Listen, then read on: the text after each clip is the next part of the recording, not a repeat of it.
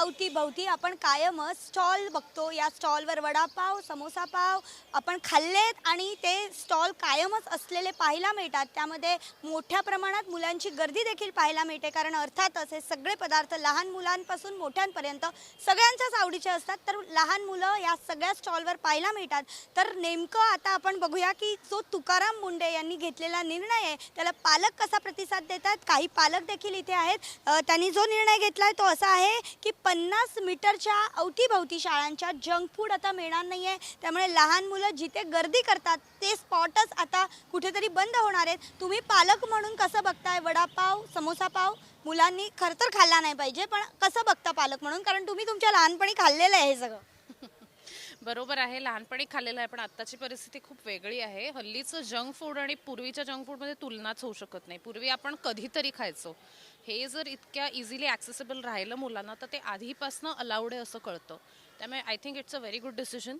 कुठल्याही सतर्क पालकांनी हेच करावं आणि we should support this cause. कारण तसं पण आपल्या इंडियामध्ये ऑलरेडी खूप जंक फूड असतं. त्यामुळे it's a very good decision.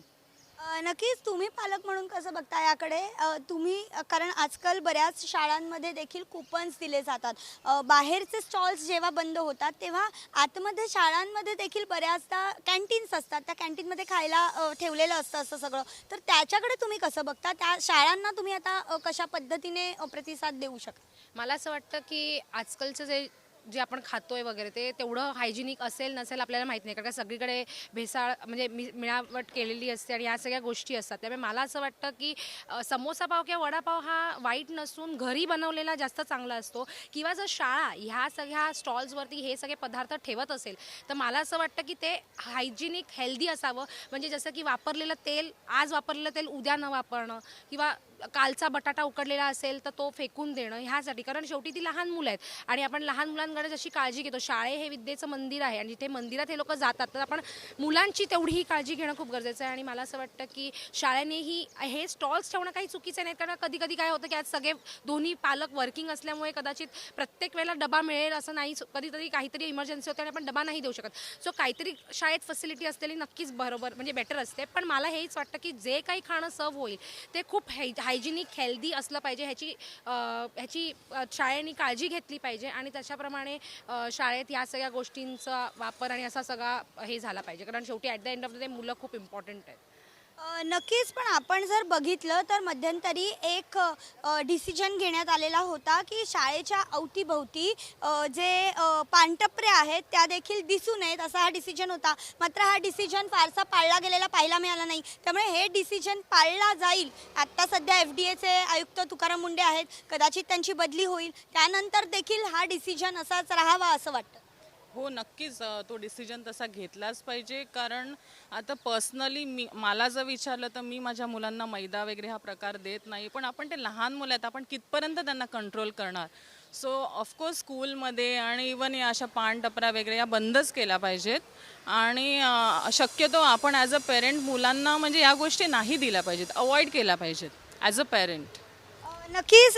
एक प्रश्न आहे की हे सगळं सुरू असताना मुलं आपण बघतोय की आता सध्या बाहेर मुलं वडापाव खातात किंवा समोसा पाव खातात. कदाचित हे बंद झाल्यामुळे मुलं कुठला दुसरा ऑप्शन देखील शोधू शकतात. तर ह्याची भीती वाटते?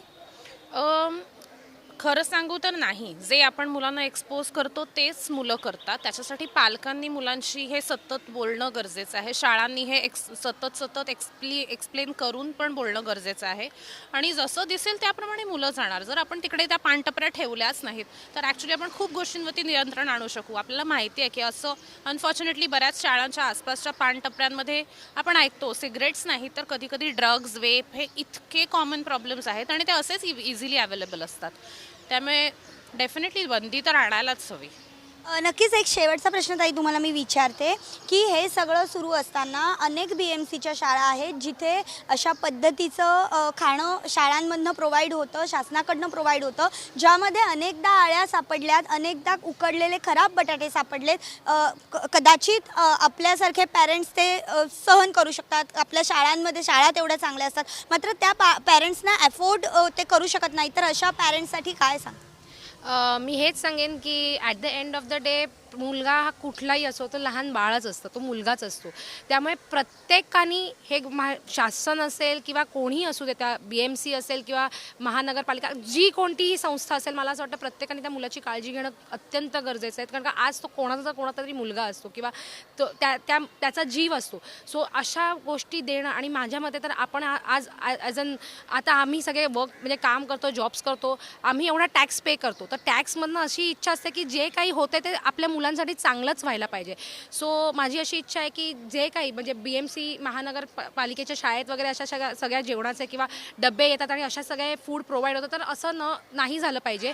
आणि ही जबाबदारी आता आपण शाळेत पाठवल्यानंतर काय होतं हे आपण बघू नाही शकत, पण हे त्या संस्थेची जबाबदारी आहे की आपण आपल्या मुलांना जे खायला प्यायला देतोय ते व्यवस्थित असलं पाहिजे, हायजिनिक असलं पाहिजे आणि चांगलं असलं पाहिजे. कारण शेवटी मूल हे मूलच असतं, म्हणजे आपले कोणाचंही असू दे. सो ह्याची काळजी घेतलीच पाहिजे शासनाने. नक्कीच धन्यवाद आमच्याशी बातचीत केल्याबद्दल. तर एकंदरीत जर आपण बघितलं तर हे सगळे पालक जे आहेत ते या सगळ्या निर्णयाला अगदी पाठिंबा देताना पाहायला मिळतात. त्यामुळे तुकाराम मुंडेंचा 50 मीटरवर कोणतंही खाणं मिळणार नाही हा निर्णय कितपत टिकतोय आणि त्याची कितपत अंमलबजावणी आता होती हे बघणं सगळ्यात महत्त्वाचं ठरणार आहे. व्हिडिओ जर्नालिस्ट ललितसह मी भाग्यश्री प्रधान आचार्य, जय महाराष्ट्र, मुंबई.